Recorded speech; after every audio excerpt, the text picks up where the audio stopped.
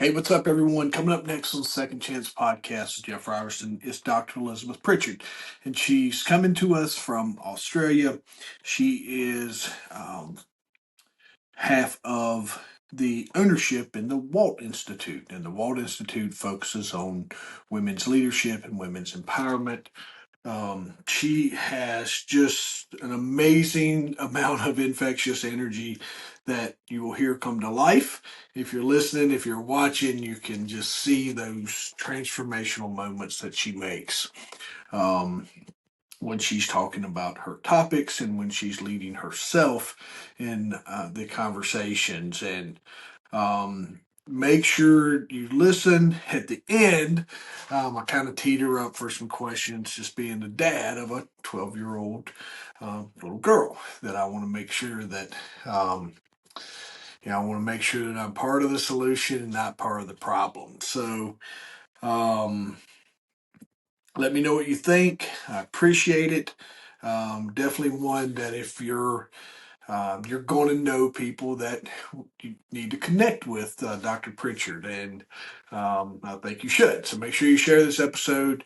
Let me know what you think about it. I'm excited to hear from everyone. Thank you for liking, sharing, and commenting, and let me know what you think about the episode. Hope you enjoy it. All right, everyone, welcome back to the Second Chance Podcast. Today, I have the privilege of speaking with a remarkable guest, Dr. Elizabeth Pritchard. Dr. Pritchard is an internationally recognized keynote speaker, researcher, and leadership coach. Originally from New Zealand, now based in Melbourne, Australia, she is co-founder and director of the Walt Institute, where she dedicated 3 decades to cultivating authentic leadership among women executives around the world. Her personal journey is nothing short of inspiring, overcoming incredible adversity from childhood trauma to burnout and rebuilding a life of fulfillment. Elizabeth now empowers others to tap into their inner resilience, guiding them not only to lead themselves, but also to inspire those around them. I'm thrilled to dive into her story and learn more about how she's helping leaders across the globe step into their more authentic selves. Dr. Pritchard, as you asked me to say, welcome. Thank you. How are you today? I'm fantastic. Thank you so much, Jeff, for having me here. And I'm really excited to inspire and, for people to step into their own power wherever they are in the world, whatever their situation is. That is where we love to meet people.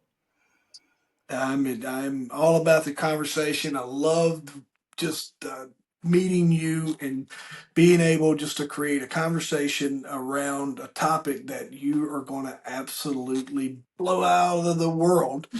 Just reading about you and learning about you, I'm excited just to follow you and learn more about what you all do. But let's start with your story. What led you to become the leadership coach and the keynote speaker that you are today? Probably working through the hard stuff and the BS that was in my life. It was like, oh my gosh, there's all these things that I kept getting stuck in the story that happened.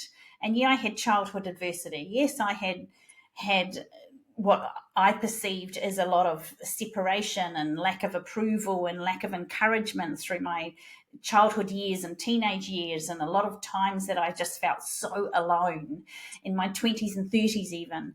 And it was like there was all this stuff, this experience, these stories and the narrative of my life that I had created that was keeping me back, that was holding me back. And over the last decade or 15 years or so, it was like I have learned so many tools to bust through those things, to be able to release my hold on the BS and the stuff that I was holding on to, the trauma, the things that people did to me, the places that I ended up, the events in my life, which some people would say was trauma, I say is part of the tapestry of my life. And within that, it's like I get to choose who I am here going forward. And because of the power that I have experienced for myself to step out of that staying in the same in the past, because of that power, it was like, I have to share this with people because it works. It absolutely works. And I've always been one of those sort of people that people say was a leader. When you're young, you get called bossy. Women get called bossy. Men get called strong and powerful. So there's that gender anomaly right from the beginning. And right from that start, it was like, I knew that I had leadership within me, but I didn't know what it was called. I didn't know what to do. I didn't know how to do it. And so over the time, it's like I've learned all these things the hard way. And if I can share something and somebody goes, oh my gosh, that's similar to me. Oh, if I do that little tiny tweak, maybe I can step into this part of my role, my career, my life that I find really tricky. And maybe I can just tweak it up with this little tiny tweak and have a different pathway going forward. So that's part of the reasons why it's like we've created this business to coach and train women leaders, particularly throughout the world, to step into their own truth. Because one of the things that we were just doing a group training program this morning with some people at Authentic Leadership Skills course. And within that, it was like you have everything you need within you. And the people in the course sort of went, oh. And they literally did that. You saw them go, Yeah. oh. And it's like, let's recognize those things. We love to help people find those again. They're already in there. But life, circumstances, things that have happened, experiences, all of that stuff has often clouded it, covered it, hidden it, covered it in dust, covered it in shit, whatever. Can I swear on here? Here we go. Covered it in shit. Covered it in shit. And it was like, let's clear that away. And so the things that we teach and coach on is you can actually clear those pathways, change that meaning, and expand and step into your authentic power. Whether you're a man, a woman, whether you choose any other gender name, does not matter. You have everything within you to give you that strength and power, and we can just help you find that way and direct that path. What that is something that is definitely solving a lot of problems. And I see that more and more, men and women, and I love the focus that you're just working in that women's empowerment, but we see that to where people put themselves in a box for whatever that situation is. And a lot of times it's my childhood. A couple of my guests have been on where we discuss, just childhood traumas, and it's unleft over, or it's left over and it's undealt with. Um, and it's crazy how much those situations steal from us. And it takes so much effort to get it back. And like you said, it's just the right moment, the right time, the right thing of just ready to receive the message that you get that, oh, thank you. Thank you for giving me that permission. But you've also overcome some significant challenges yourself. We're talking burnout. We're talking navigating your partner's cancer's diagnosis. Particularly to you, how did those experiences shape your approach to leadership and resilience? Those particular moments. Well, those moments, particularly burnout. So for me, in 2002, I recognised, well, it sort of hit me in the face after many weeks of struggling and struggling and struggling. And then it was like, then I was diagnosed with severe clinical depression. And that had never been in my life before that I'd recognised. And at that moment, I was a health professional. So I was an occupational therapist. I worked with people in brain injury and neuroscience, and I helped them put their lives back together. And here I was, a health professional who had reached the end of everything, of the end of my abilities to cope, the end of knowing that I could do something different tomorrow. And that was hugely tough for me. And for 3 months, I could not do anything for myself. I couldn't even shower and dress myself. I needed absolute assistance and help for everything. And that was so that was so big for me, apart from the fact that it hit my ego.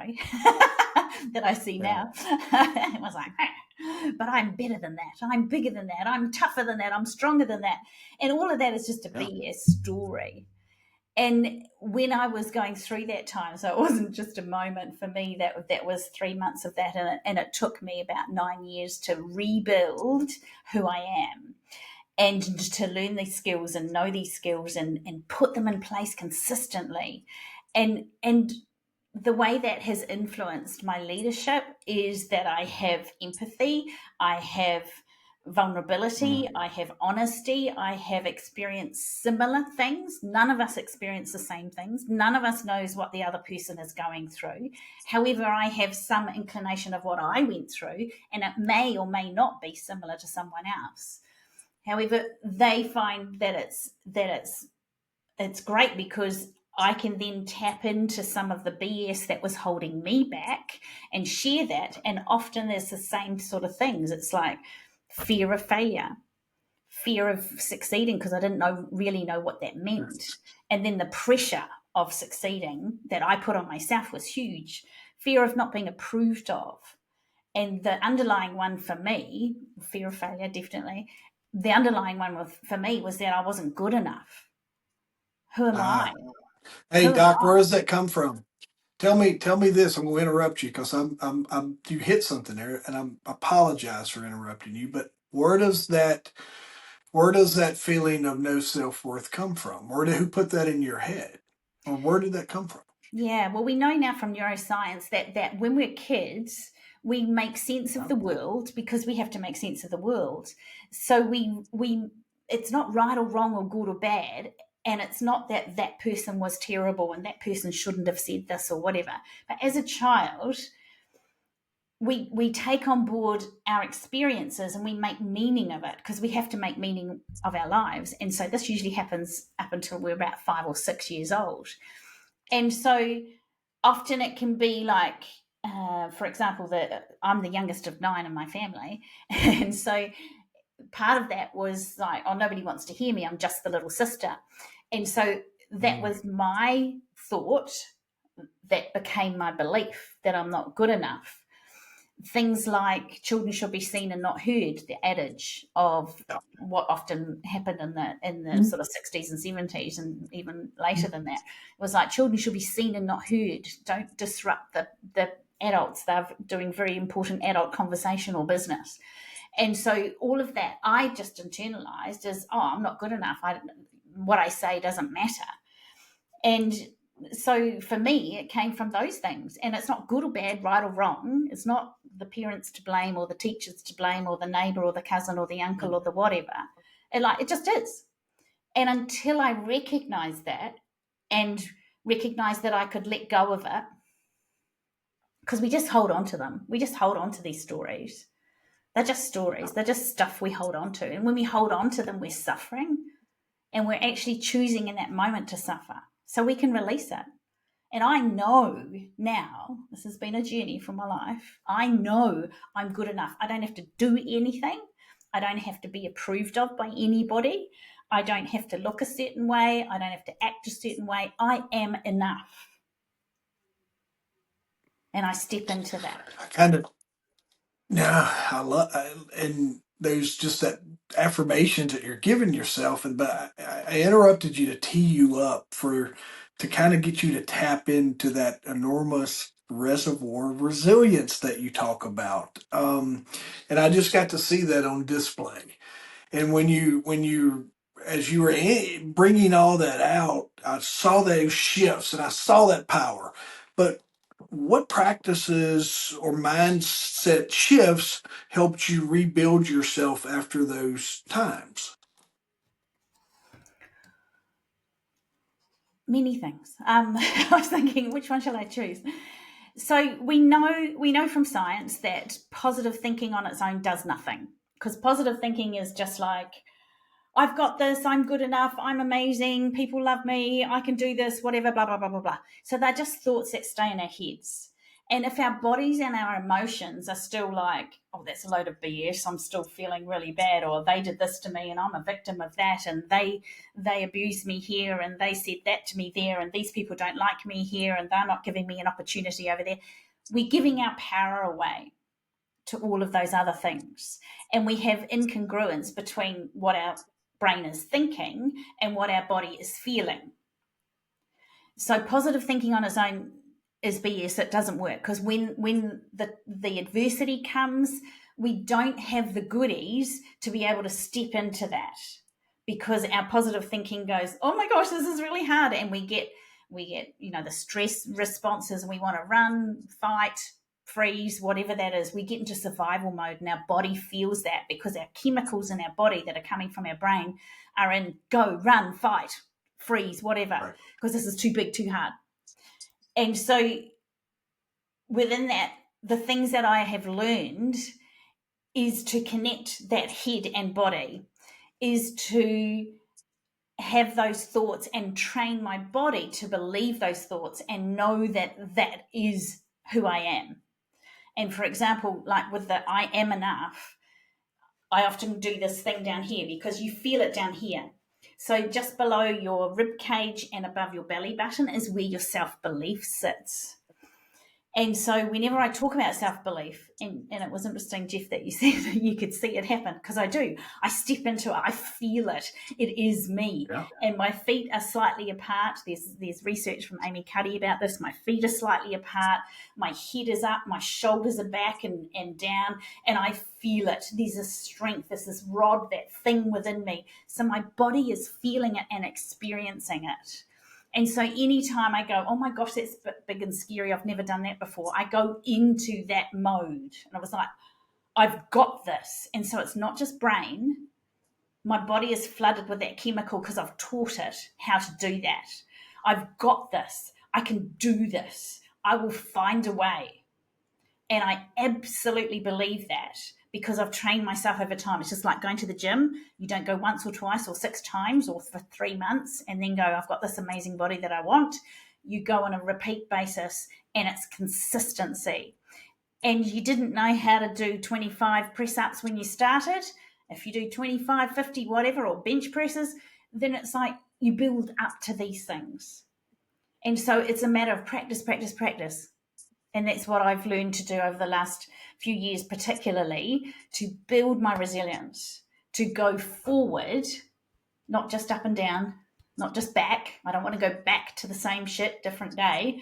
I want to go forward to a new place, to a better place, to one where I'm more supported, to one where I feel more powerful in taking my own life journey and pathway back to go forward.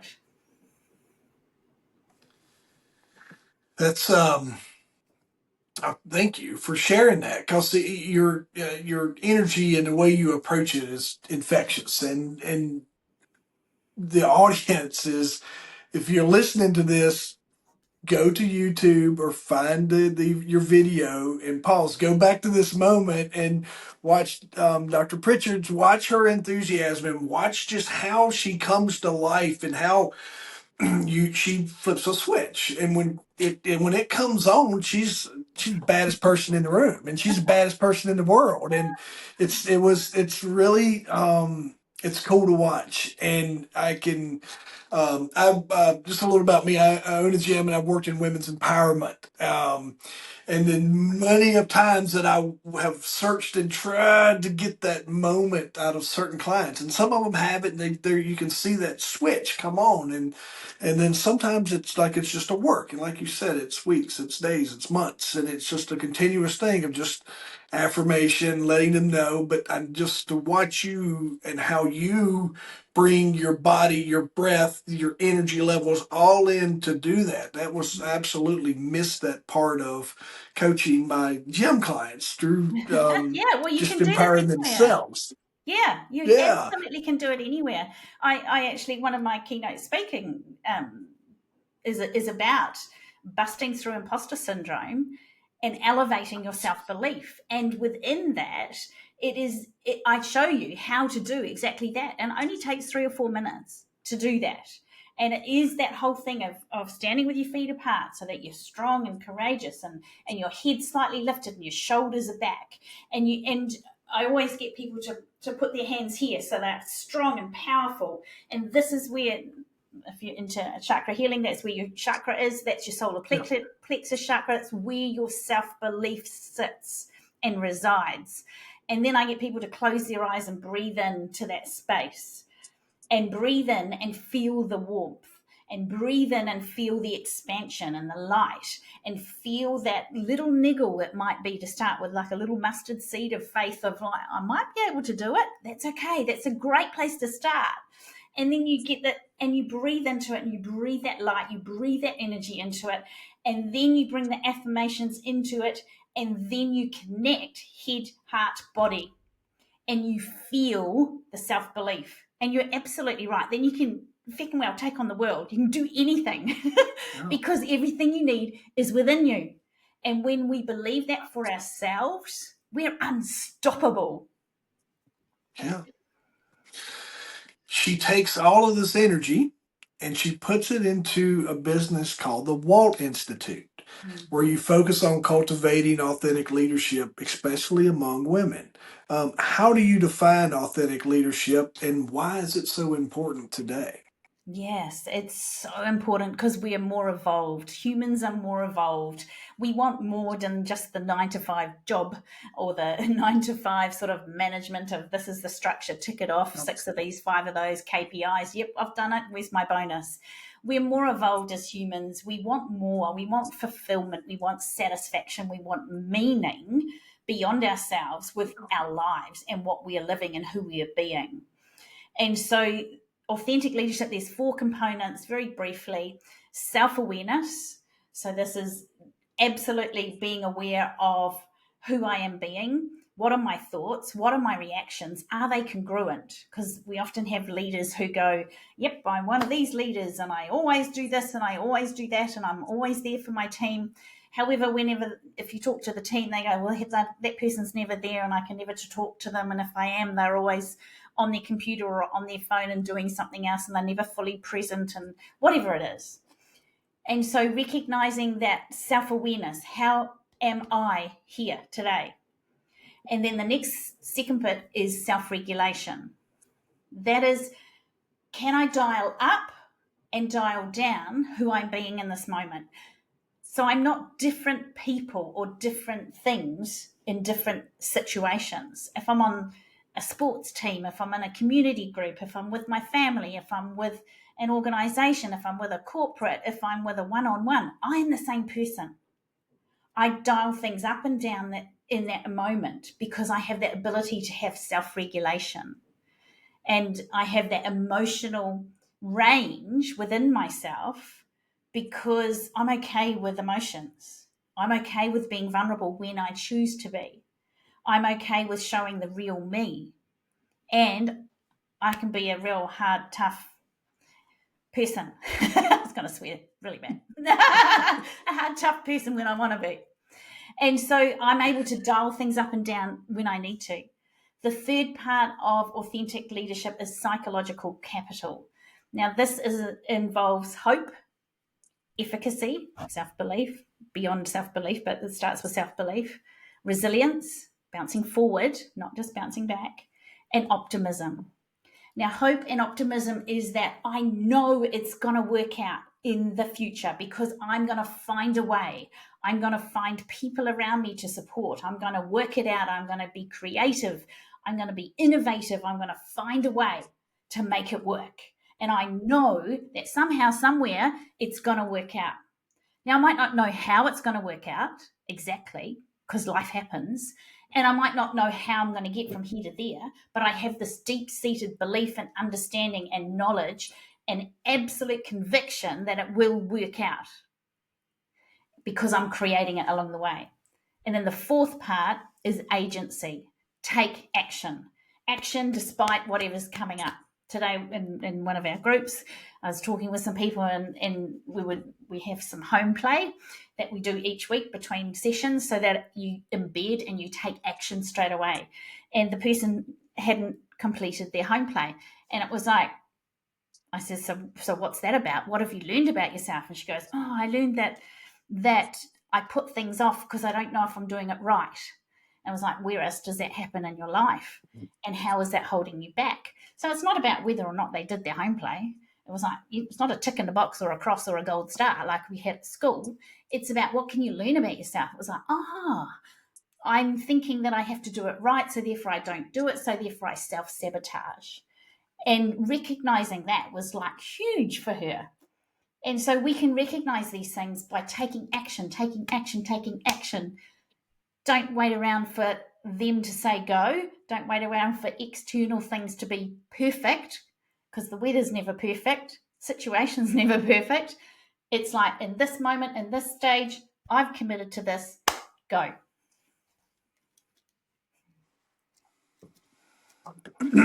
That's in your work, all that power that you're able to just melt upon all of your clients, your work that you do. What are some of the biggest challenges that women executives are facing in their leadership roles now? And how do you help them overcome that? Yeah, there's some commonalities across many things. Unfortunately, there's the old pale male stale thing where where there's people who have been in those positions for many years. This is the way we do it, this is how we do it, this is how we've always done it. And so Yeah. there's not that breadth to allow innovation, creativity, vulnerability, openness, transparency. It's not the pattern that some people in some organizations, and it's not just men, there are some women who, in those types of situations as well, at high level organizations, who are just doing same. And so some of the things are around, who do I show up as the woman in this executive team, where they might be 1 on 6 males, 1 female. Who do I show up as? Because some people in the past have always thought, well, I have to act like a man, I have to be like a man, I have to dress like a man, because then I'll be accepted. But that's BS as well, because that's not authentic leadership. That's not being who you be. And recognizing for yourself your strengths. So what are your innate strengths? Because we know that many women, some men as well, so I'm not being black or white, but it's like many women are very nurturing and have a superpower to know and connect with others in their teams or in their organizations. It's a superpower. And so recognizing that and bringing that through as a strength can help you build partnerships, build collaborations, get more clients, service more clients, get more on sales, and have more revenue. Now, what company doesn't want more revenue? So why aren't we embracing women in leadership more? What are we scared of? What are we afraid of? And so a lot of the common challenges that women come to us are around things like, they won't let me, and I don't know how. And so we come back to who you're being and who you are on the inside. So again, self-awareness, self-regulation. Sometimes you need to dial up that confidence and certainty in that moment, because your idea is the best idea around the table, but they're not listening. Sometimes you need to have those courageous conversations and say, actually, when I say this in front of my team, I would appreciate it that you do not contradict me. And so having those conversations with people and calling bad behaviors out with confidence and courage and certainty. So there's many things that are sort of external. And so we bring it back to the person. And it's not about anything's wrong with the person. They're not doing anything wrong or everything's bad or you need to fix anything. That's nothing to do with that. It's like, who am I being?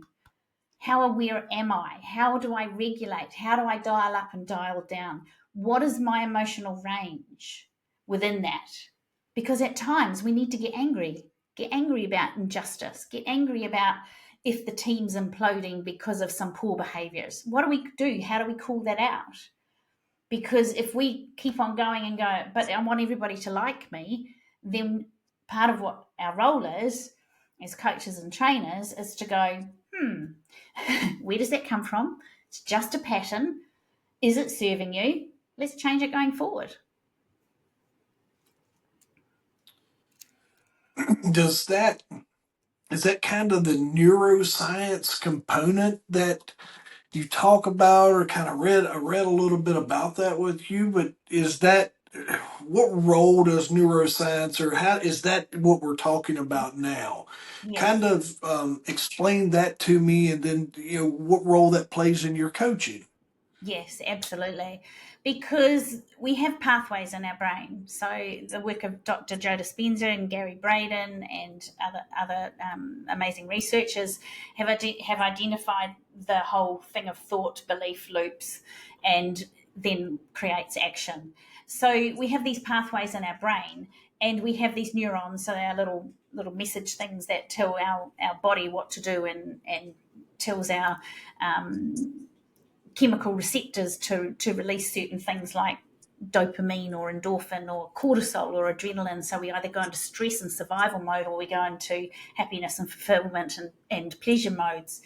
And so when we recognize what these messages are that we're telling ourselves, because repeat messages just create a groove and create those neurons to fire together, because they've been wired together like a track. So it's like riding back on a bike, back and forward on the same track. You actually the track gets deeper and deeper. So it's more entrenched, and that becomes a belief. And so what we do is there's certain things that we can go through, and we did it this morning in one of the groups that I was working with. Within 3 to 4 minutes, we shifted, we broke these individuals' certain statements. We broke them. They shifted. They no longer wired together. And whenever they looked at the statement they had, which caused them deep distress and deep self-judgment 3 minutes before, they looked at them, and I said, say that statement again. And they went, I can't say it. It was like, because it's not true anymore. And so there's some powerful things that you can do with that, and we can rewire our brains.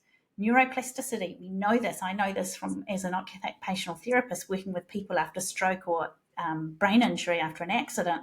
It was like we can retrain our brains to do things differently. So we can retrain our brains to think differently. It's not just that positive thinking, because that only is just part of our frontal cortex and our frontal lobe, and it doesn't connect with our body like we did before. We have to have this, and our body and the chemicals, everything aligned, and then we believe it and we can step into our power. So neuroscience is a huge part of the powerful breakthroughs to totally change all that past stuff that is lined up within us. It's exciting. I love it. You can tell I love this stuff. Spins my Yeah, wheels. no, and listen, I love learning about it because that's been some. I've had some guests on, some folks on the East Coast. Um, Holly McBabe's been on, so she works, similar type stuff, and I enjoy learning more about it because it is for me, even just how I've processed my own stuff, listening to you all and your advice and the stuff, just the simple things that you all do. It's really just kind of helped me rewire my approach to a lot of things, and it's helped me be a better dad, husband, all the things that you would like to be. But then, just in my pursuit of my own goals in life, man, it's a different approach to things that I was doing way wrong. I approach situations differently and live in those moments and trying to learn more about those moments too. So, man, it's you're absolutely right there. Hmm. Um, what you were mentioning on the research component of the Walt Institute. What all are you researching, or can you tell us more about that and what you're hoping to achieve?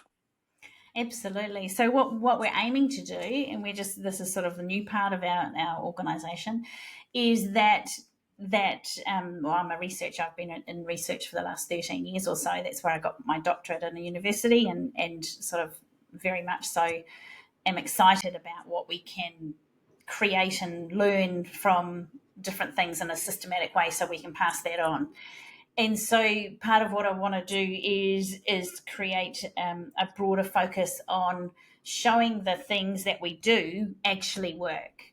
And so having that data to back up that if you do one of these and three of those in your workplace, this is what you feel. You sleep better, you have less levels of stress, you have more engagement with your teams, you have more productivity overall, and you have more fun. And so therefore your life feels more exciting, more satisfying, more fulfilling.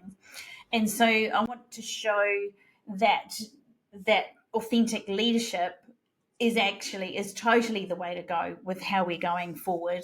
And we know that we've been talking about authentic leadership for nearly 10 years now, and people are just starting to catch up with that side of things, that it's like, oh, we need to bring our rawness, we need to bring our honesty and our vulnerability. And it doesn't mean everybody bursts into tears and everybody gets angry and everybody wears their heart on a sleeve. It's not about that. just to put that fallacy at rest. It's about stepping into your authentic self. And if I lead from that, if you lead from that place, the power of being able to have high performing teams is incredible, because we are all taking accountability for ourselves. We're all taking ownership for what we do and what we say and who we are being and who we show up as. We're all taking accountability, ownership, responsibility for every single thing that I do. I'm not trying to pass the buck or blame somebody or justify something that wasn't done or pretend a mistake didn't happen. And I step into my truth. And within that, the ripple effect is absolutely beautifully huge across informal teams, across formal teams, and across organizations. It's we were talking Second Chance podcast, and me and Elizabeth were talking ahead of just about the second chance and how much do you want to get to a second chance, whatever. So it is. I told her it was her show. She pushed it back on me. It was mine. But this is where I was hoping we would end up at. And when we talk about the second chance, I worked in public safety, police work. I was in law enforcement. So my friends and my network, and a lot of those folks are people that struggle with how they're wired. And then through coaching and all the things and just being a people, I have clients and I have, all the things that you can appreciate, just people in and out or whatever that struggle with this, and they struggle with maybe childhood traumas and all the things. And when you look at second chance, this is what you do: is you give those guys hope.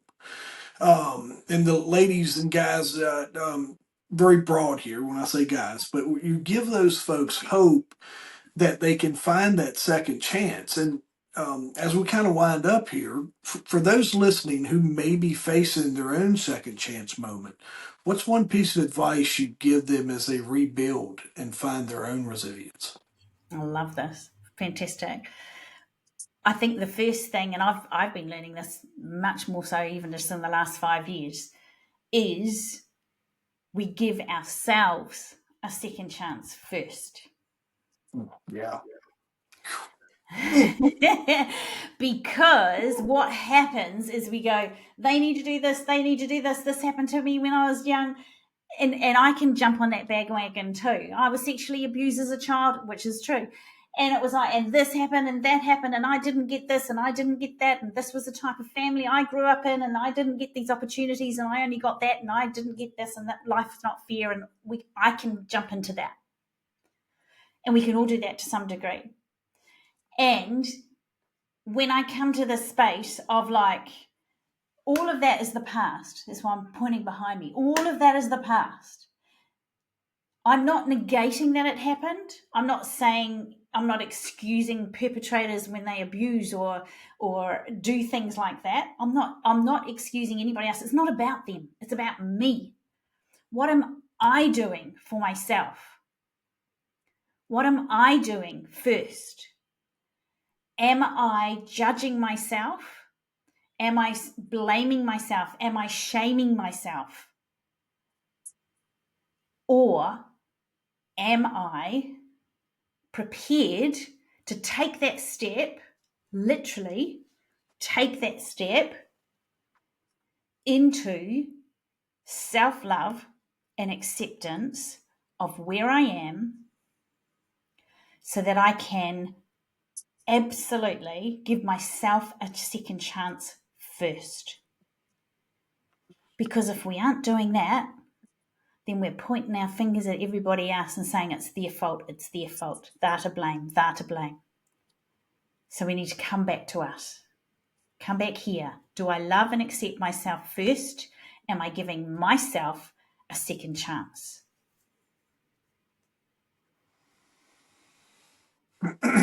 It's um I can't thank you enough for sharing your enthusiasm, your knowledge, and on that side of it as someone who's just trying to embrace a lot of your work and the stuff that you do. I'm also a dad. That's the last question I was going to ask you. I'm also a dad of a 12-year-old little girl, Mm-hmm. and you work heavily into women's empowerment. And there's, she won her, as I'm recording this, she served off her winning championship game for her school tonight. So she's heavily on my mind, even walking down to talk with you, but knowing I was going to get to talk to this expert in just women's leadership and knowing that I have her, what's that dad? What does dad need to do, or is there any advice you could give the dads and especially me on nurturing that future leader? And is there any advice you could leave us with as we close out? Absolutely. I'm just thinking what would be the most useful. When I was 12, because it's like from my experience, what would I want to have when I was 12? I thought I didn't matter, that I didn't have a voice, that who I was on the inside was not important, that I had to do things to prove I was okay, that I had to do things to get people's approval, love, connection, all of those things.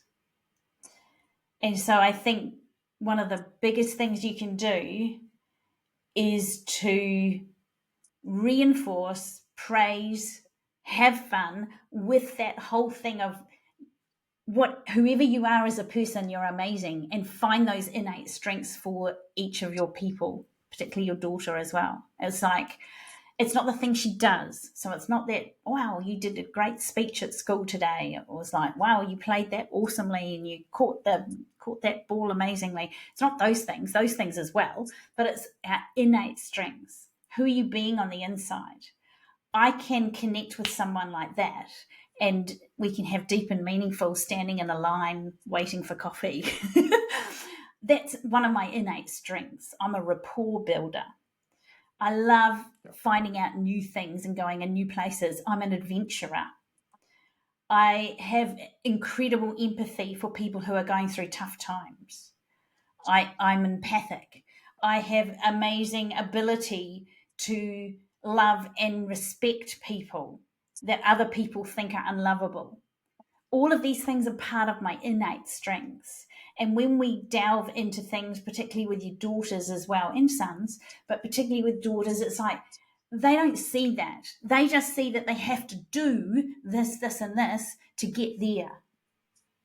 And that's what happens with leaders going through as well. It's like, yeah, but I have to do this and I have to meet this and I have to get here to go there.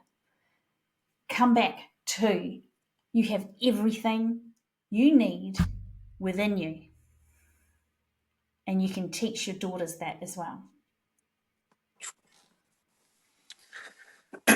You folks, we just got um, priceless advice from one of the best in the business, and um, I will transcribe that. I'll put it in notes. I'll find it every day, and I'll definitely make sure that I put that to practice. And Appreciate everything you do. Appreciate all your research and things that you're able to give to all of us to help us find those second chances. So thank you for being with me, and just sharing a little bit of all the work that you all do. I appreciate it. Thank you so much. Thank you so much, everyone. Take one thing from this with agency, do it consistently, Yeah. purposefully, every day. Oh, it's so good. I'll put all your contact information in our show notes, and thank you again for being with us and for those parting words. It means a ton. Thank you.